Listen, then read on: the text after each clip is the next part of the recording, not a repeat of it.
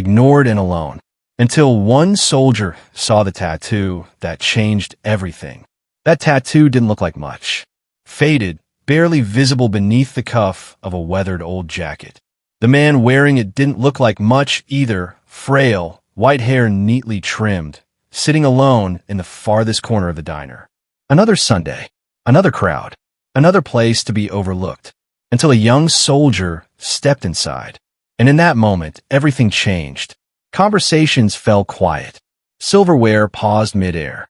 All eyes followed the man in uniform as he locked onto the mark on the old man's wrist.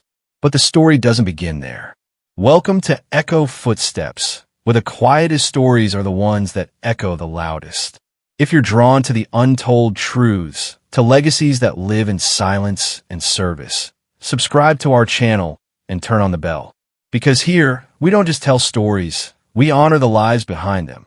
Now, let's go back to where it began. It was Sunday morning, Veterans Day. Patterson's Grill was packed.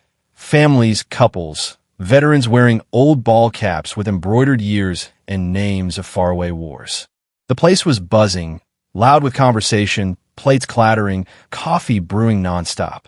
Veterans got a 50% discount with ID. Most came for the food, some for the recognition. But one man came for something else. Near the window, facing away from the room, sat Thomas Gray, 84, gaunt, quiet.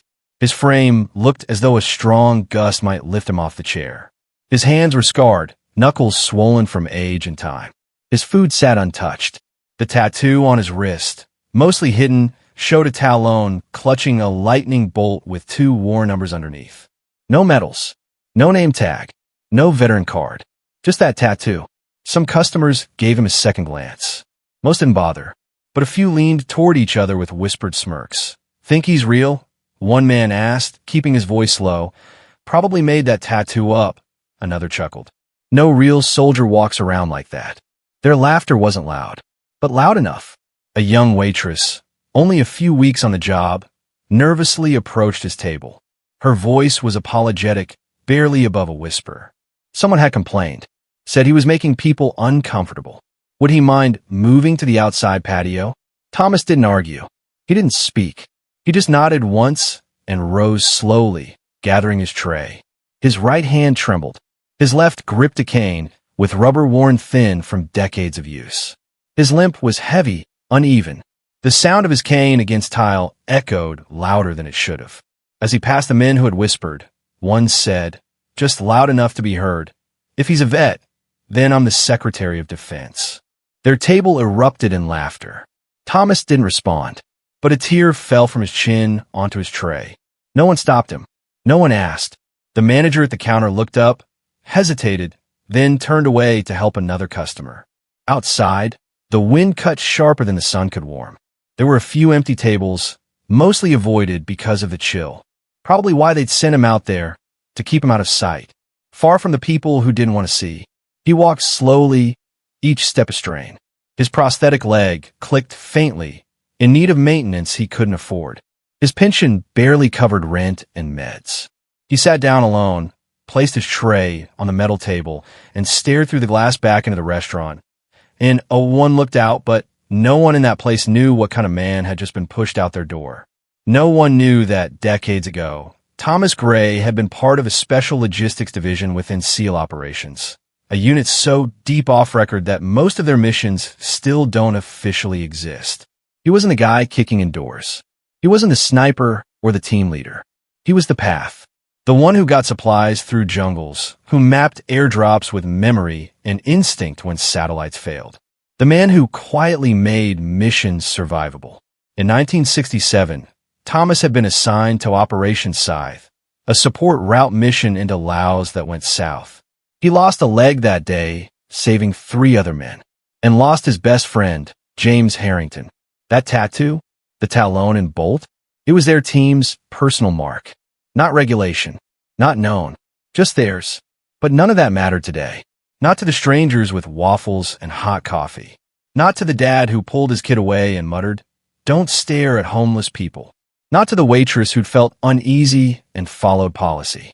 What they didn't know was that every year on Veterans Day, Thomas chose a diner at random and sat down alone. Not for a free meal, not for recognition, but for the promise. You make it back, James had told him, and we're getting burgers. Real American burgers. None of that rations crap. That promise was never fulfilled. So Thomas fulfilled it for them every single year. But this year, something different happened. As he took the first bite of cold toast, the door to the restaurant opened. A man in civilian clothes walked in. Young, sharp eyes, military haircut grown out just enough to blend in. The way he stood, the way he scanned the room, it was obvious to anyone who had ever worn the uniform.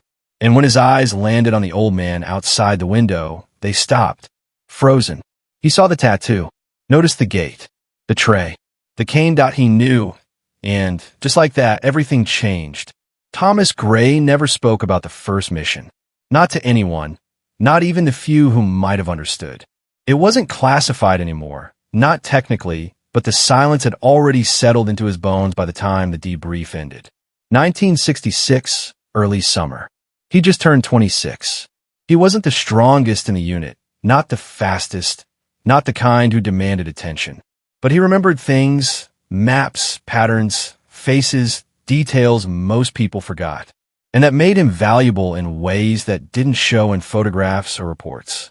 Logistics support, Special Warfare Command, temporary assignment to SEAL Detachment, Ghost Route.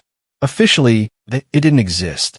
Unofficially, they were the people who made sure missions that shouldn't be possible happened anyway. The first operation dropped them into Laos, under the radar, low insertion through heavy canopy. No air cover, no backup. The jungle wasn't even the hard part. The hard part was staying invisible in it. Their objective: establish 3 forward supply nodes for medical evac, ammo drop, and field comms. No combat, they were told. You're just the delivery boys, the officer had joked. That line didn't last long. By the second day, they were already improvising. The drop site was compromised, the locals spooked, and someone had clearly tipped off enemy patrols. The team split. Thomas and 3 others moved north to lay low and find a usable relay point. He carried no weapon beyond a sidearm, but he carried the comms pack, the maps, and the codes. His job was to keep everything running: navigation, signal, time windows. On day 4, they ran into a minefield. Not the kind you could see. The kind where one wrong step made sure no one ever heard your name again. Thomas was the 3rd man in line. James Harrington was point man. James was 27, tall, always joking, loud in a way that somehow didn't break silence. Everyone liked him. He and Thomas weren't alike, but they fit. James remembered birthdays. He talked about home, about owning a small-town hardware store one day. And every night, before they shut down radios and faded into sleep, he'd say, "You make it out of here, burgers on me. Real beef. American cheese. No powder crap." Thomas had smiled the first time. After that, he just nodded. It was routine, a small thing. When the mine exploded, the sound didn't register at first. It was light, then pressure, then heat, then screaming. Thomas woke up on his back, unable to hear, staring up at shredded green overhead. The medic was already at his side, hands on his leg, or where his leg had been. James was gone. The medevac almost didn't make it. Enemy fire had already closed off the southern escape. It was Thomas, half-conscious, who relayed coordinates by memory. 4 men made it out. James didn't. He didn't talk about that mission again. But the image never left. Neither did the guilt. Not survivor's guilt, exactly. He knew they'd all trained for that possibility. But guilt for keeping the memory, for carrying it while everyone else forgot. The Navy kept him. Logistics officer, Bravo route. 8 more years, 13 operations. None as personal as that first. Hearing citations, never collected them. Turned down transfer. Refused promotion. He stayed where he was most useful. Unseen, uncelebrated, but never unprepared. In 74, they retired him early. Quietly. No ceremony. He walked out a side door and never looked back. He went home, not to his hometown, which barely remembered him, but to a town where no one knew him at all. Opened a garage. Lived alone. Didn't marry. Didn't explain the limp or the faded ink on his wrist. Every year, on November 11th, he'd pick a diner. Sit alone. Order something simple. And remember, that was the deal. That was the promise. Most years, no one noticed. Some years, he was asked to leave. But he never got angry, never corrected anyone.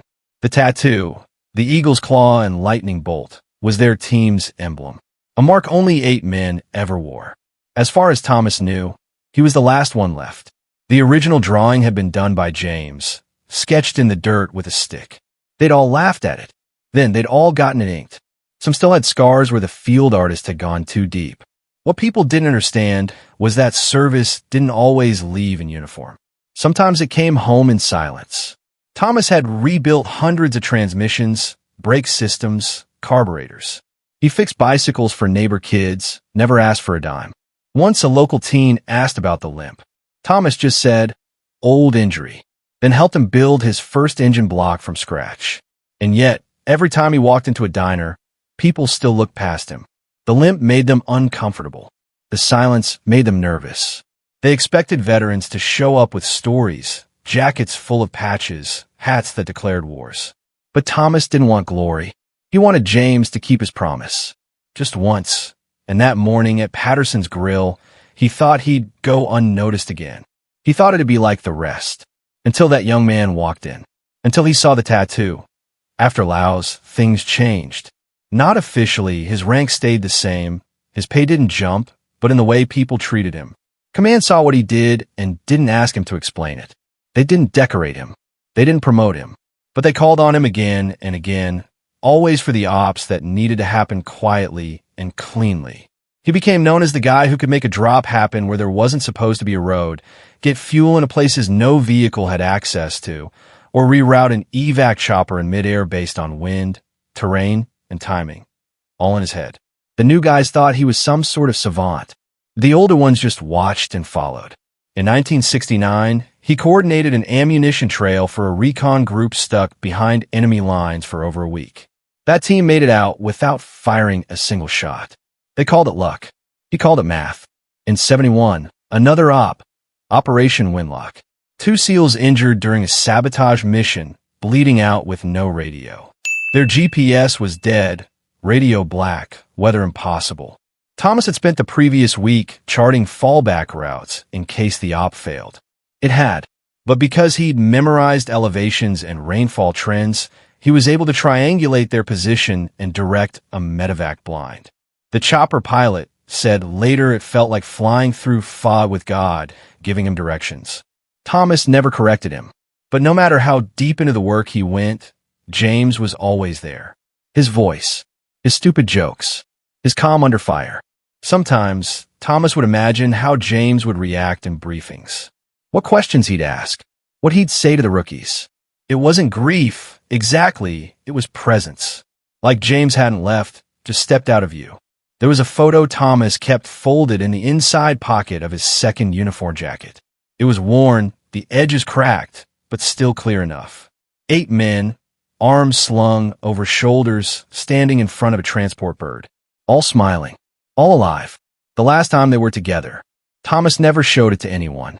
But every time he flew out for a mission, he'd unfold it, run a thumb across James's face, then refold it, neat and quiet, and get to work. After Vietnam, after the drawdowns, Thomas turned down a teaching post at Coronado. They wanted him to train new logistics officers. He declined, politely, firmly. He'd done his part.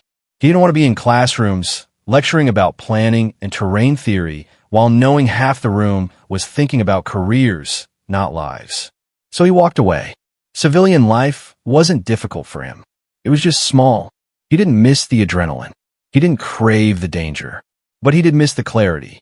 In the field, things either worked or they didn't. A mistake cost lives. A decision saved them. There was no politics, no backroom drama. Just execution. Just trust.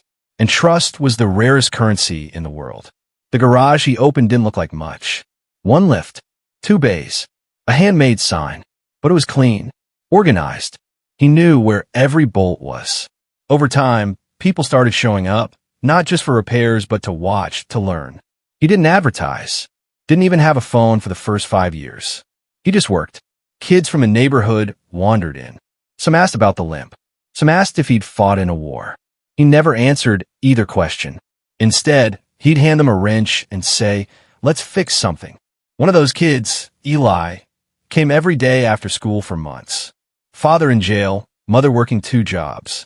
Eli didn't talk much, but he listened. Thomas taught him how to replace brake pads, how to listen to the engine, and know where the failure was hiding. When Eli graduated, he left a note on the garage desk. "You didn't save my life, Mr. Gray. You gave it to me." Thomas didn't need recognition. But moments like that, quiet ones, they reminded him that not all service ended when the war did. Some of it continued, just in other uniforms that he never stopped honoring James. Every November, a new town, a new diner. He'd pick it out weeks in advance. He'd show up early, order a burger and coffee. Sit alone. Remember, it wasn't about sadness. It was about keeping a promise, even if no one else knew it was being kept.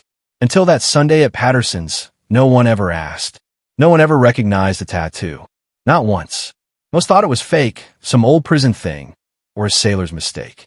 But the moment the young man entered that diner and froze, when his eyes locked on that ink, Thomas knew. Knew this wasn't just another year. Knew that, somehow, the silence he'd carried all these decades was about to be broken. Most people didn't see him. Not really. They saw the limp, the old jacket, the silence. They saw someone who made them uncomfortable, someone who didn't fit. In a town like this, clean, orderly, family-friendly, people liked their veterans in parades or on plaques. They liked uniforms and speeches, flags and folded hands. What they didn't like were reminders that some sacrifices didn't come with closure. Thomas had lived in this town for almost 10 years, in a modest apartment 3 blocks from Patterson's Grill. He paid his rent on time, kept to himself, fixed cars for neighbors when he could. Some of them knew his name. Fewer knew his story. Most never asked. Over time, he became a background figure, the mechanic, the old guy with a limp, quiet Thomas.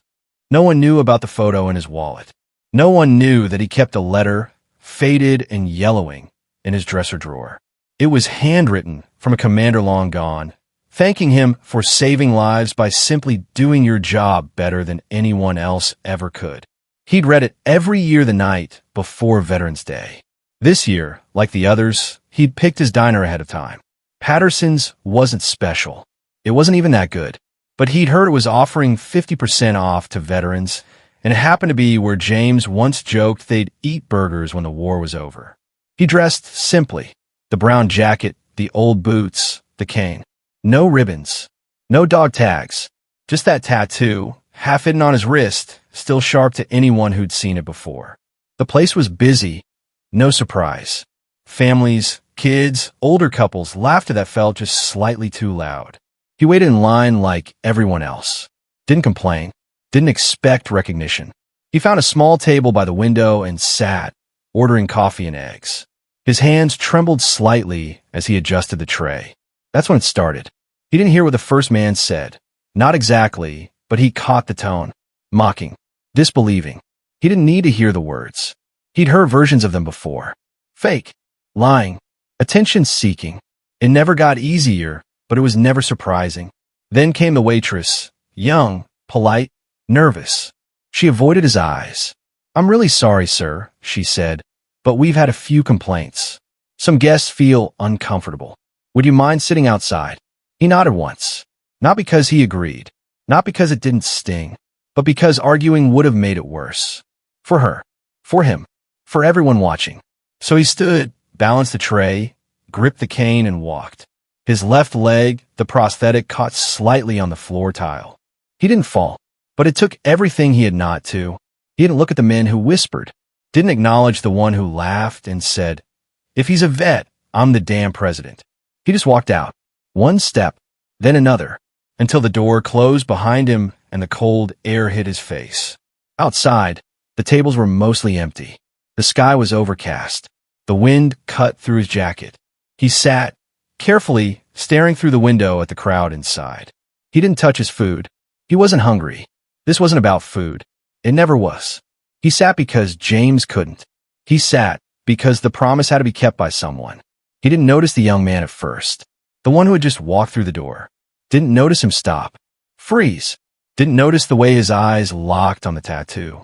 But then, the door opened again. and that young man walked straight toward him. "Excuse me, sir," he said. Thomas looked up.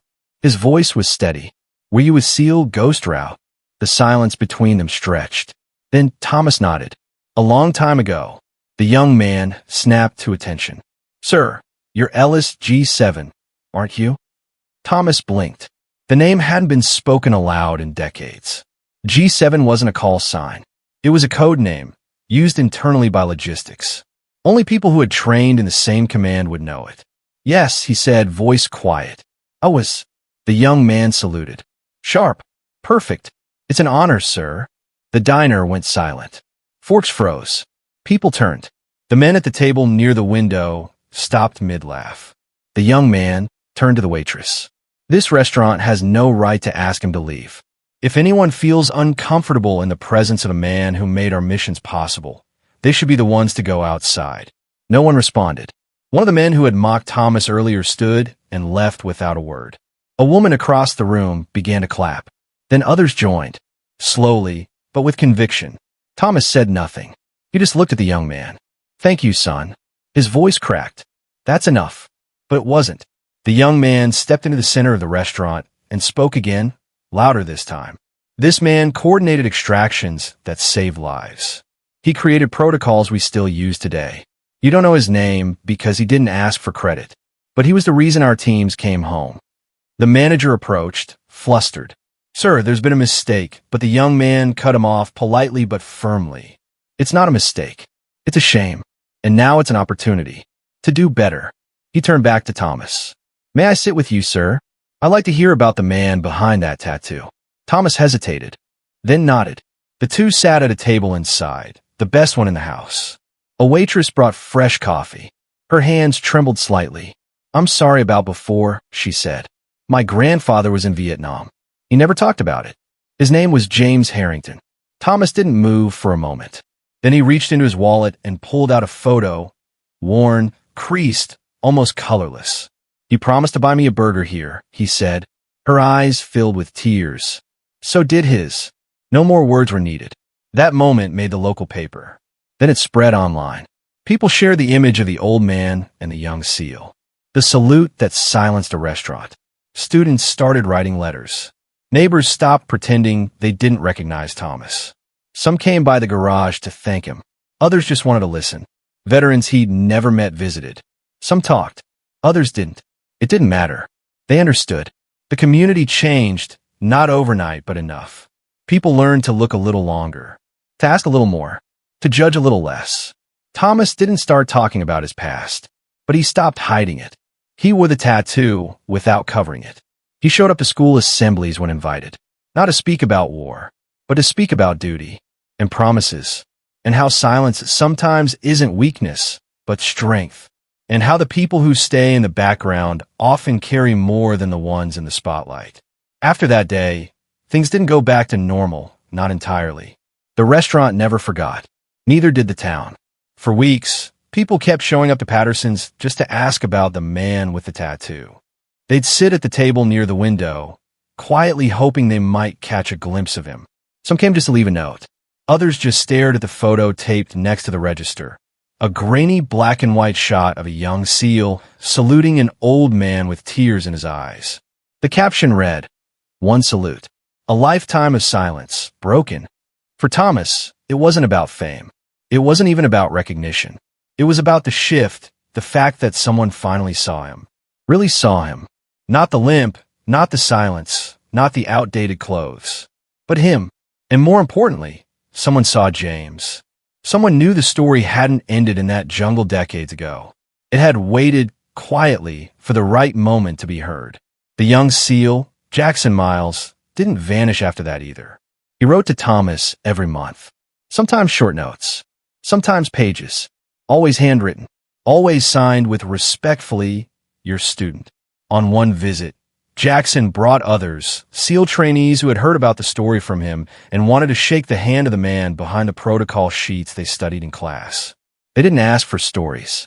They just sat with him, listened, watched how he moved, how he spoke. Respect didn't need to be explained. It was already understood, and the town changed with him. The auto shop where Thomas worked became more than a garage. It became a place veterans stopped by when they had nowhere else to be. It was never advertised, but they came. They brought coffee, sat on overturned crates, didn't always talk about war. Sometimes they just talked about old trucks, about carburetors, about nothing. And that was enough. One of the school teachers invited Thomas to speak at a Memorial Day event. At first, he said no. He didn't speak. That wasn't who he was. But she asked again and again. Finally, he agreed, on one condition: I don't want to talk about myself. When the day came, he stood in front of a gym full of kids, veterans, and teachers, holding a photo of 8 young men in a jungle clearing, smiling. I don't represent anyone, he said. I'm just someone who tried to do the right thing and lived quietly. That was all. No dramatics, no standing ovation. But that silence, that intentional silence, carried more weight than any speech. It wasn't long before the city council asked permission to do something more permanent. They renamed the street where his garage sat Silent Service Way. Not just for him, for everyone like him. The ones who had served behind the curtain, with no applause, no parades, just purpose. Sarah Harrington, the waitress who had unknowingly asked him to leave that day, visited often. She brought her children, introduced them. This man served with your great-grandfather, she said. They were brothers in a way that matters more than blood. Thomas didn't say much, but he listened. Always. One day, she handed him a small, laminated menu, the one from the day James had joked about burgers. He probably would have laughed at this, she said. Thomas smiled, tucking it into his wallet behind the photo. On his 85th birthday, there was no big party. That wasn't his style. But at his door stood Jackson Miles and 7 young SEALs, now instructors, not trainees. They didn't come with gifts. They came with a patch, a replica of the old tattoo, the eagle's claw and lightning bolt. They'd added it to their training room wall. It's not official, Jackson had said, but it's understood. Thomas passed 3 years later. Quietly. At home. No big headlines. But at his funeral, hundreds came. Veterans, neighbors, students, people who had only met him once but remembered how he made them feel. Jackson carried the casket. So did 5 other SEALs. His old prosthetic was replaced with a new one from a veterans fund, one that had been founded in his name after the story went viral. On the gravestone were only a few words beneath his name and dates. His silence spoke volumes. His service changed lives. And that tattoo, once ignored, once mocked, now sits etched into a plaque outside the town hall. Simple, black and metal, with a single phrase underneath. Honor the quiet ones. It wasn't the salute that changed the town. Not by itself. Salutes happen every day. In parades. At memorials. On bases.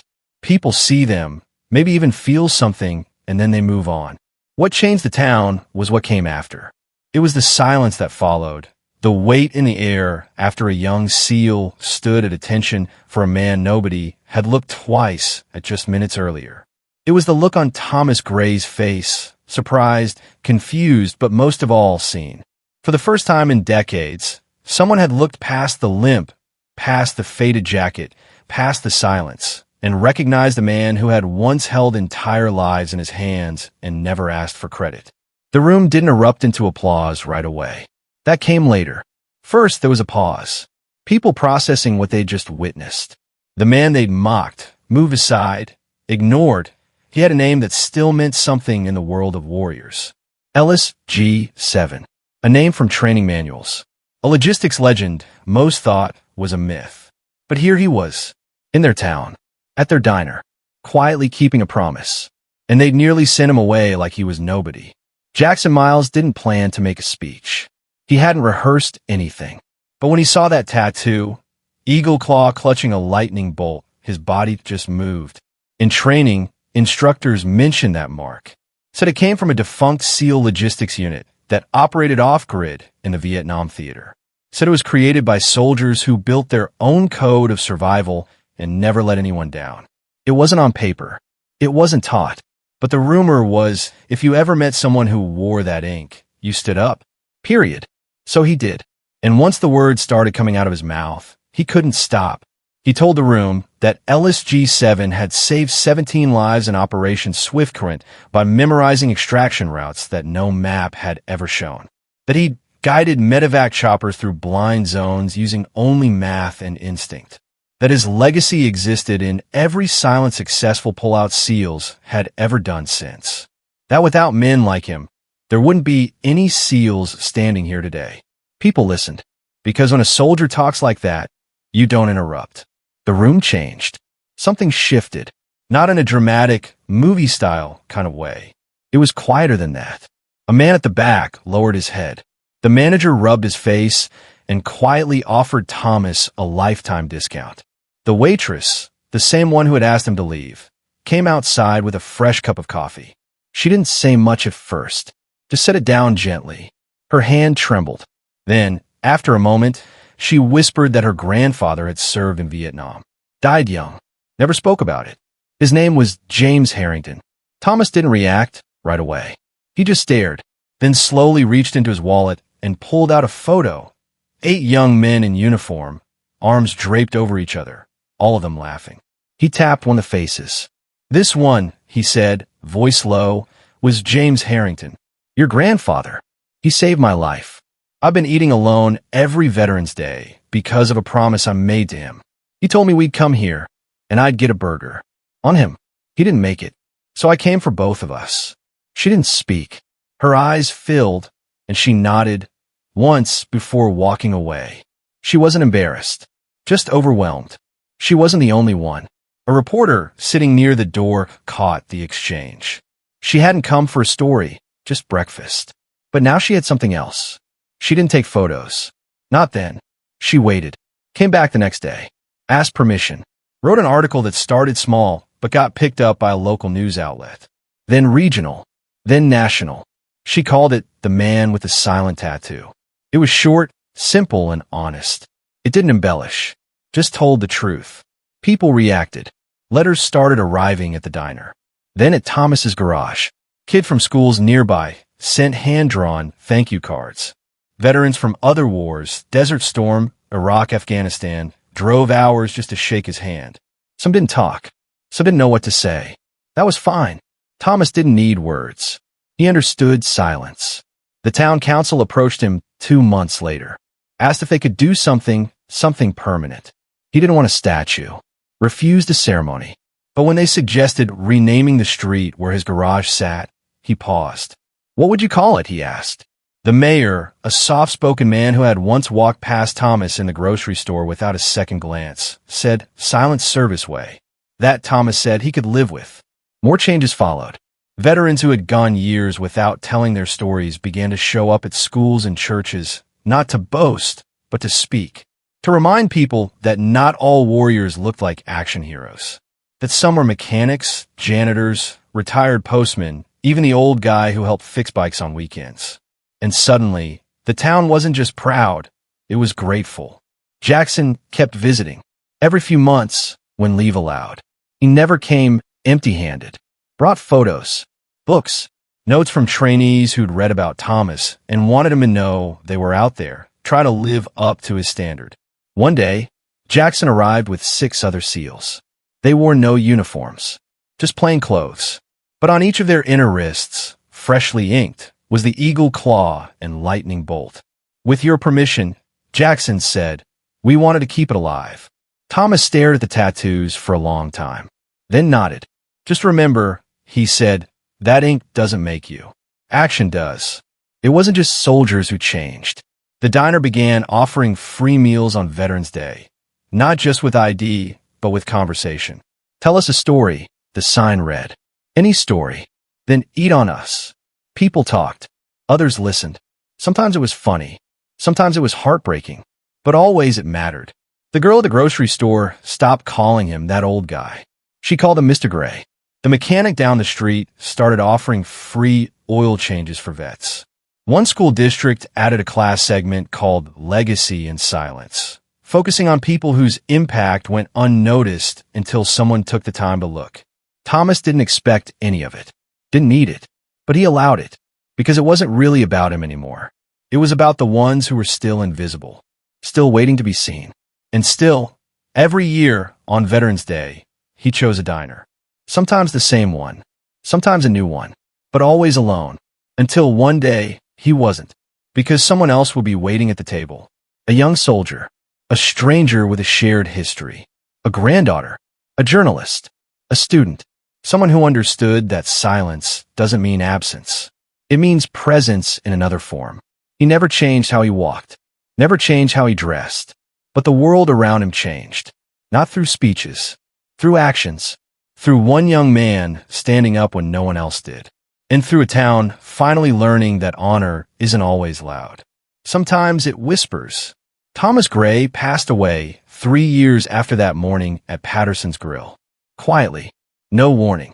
He was found by a neighbor who noticed his shop hadn't opened on time. There was no drama, no final words, no one at his side in that last moment. But in the weeks that followed, hundreds showed up. Veterans from other states. Kids who'd once asked him about tools. Mechanics who never knew his full name until they read it in the paper. SEALs. Teachers. Neighbors. Strangers. They packed the church. Overflowed the parking lot. Jackson Miles and 5 active duty SEALs carried the casket. He was buried with full military honors, something he never requested, never mentioned, and never thought he'd receive. The same tattoo that was once mocked in a diner now appeared on lapel pins worn by attendees. A small emblem on a black ribbon, the eagle's claw and lightning bolt. Not standard issue, but understood. The leg he wore for nearly 50 years, the one he'd limped through life with, was replaced in his casket by a new one. A group of veterans had donated it, after hearing how he'd saved lives while carrying the old one through jungle mud and hospital wards. They said a man who walked through war deserved to be carried out without a limp. The town renamed his block, not because it was trending, not because it made them feel better, but because they knew now what they almost missed. Silent Service Way is not just a street sign anymore. It's a reminder that quiet men built strong foundations, that those who never ask for thanks are usually the ones who deserve it most. After the funeral, Jackson returned to base and began including one story in every training cycle. Not a battle story, not tactics, just this. There was once a man named Thomas Gray. Most of the systems we rely on today started with him. He taught us the value of preparedness, of precision, of silence. You won't find him in textbooks. But if you ever freeze under pressure and still know what to do, that's because someone like him walked the ground before you. Sarah Harrington still works at Patterson's. She keeps the photo on the wall next to the register. Customers sometimes stop and ask. Most don't, but every now and then, someone will read the caption and fall quiet. Her kids know the story by heart, not because she told them to memorize it, but because they felt it. They'd met the man. They'd seen what a promise looked like when it was kept for 50 years. There's no monument, no statue, no annual parade. But every Veterans Day, a table by the window is left open. 1 coffee, 1 plate, 2 napkins, no name card, just a tattoo printed on a small card beside the tray. And every year, someone new sits there, not to replace Thomas, but to remember with him. The story of Thomas Gray isn't about medals or missions. It's about memory, about the weight of promises, about the lives that ripple from a single act of service. He didn't change the world through speeches. He did it through maps, through silence, through loyalty, through a lifetime of showing up, even when no one was watching. If this story reached you, if it made you pause, if it reminded you of someone you know or someone you've lost, then don't let it end here. Take a moment, share it, talk about the quiet ones. Ask the next person you meet what their story is. And most importantly, don't forget the ones who served without ever asking to be seen. We tell stories like this because they deserve to be told. And if you believe more people need to hear them, subscribe to Echo Footsteps. Like the video. Share your thoughts in the comments. Tell us if someone in your life once wore a uniform and chose silence over spotlight. Because sometimes the loudest echoes come from the quietest lives. Would you like a polished YouTube description and thumbnail title/tagline to go with this? I'll be happy to draft those too.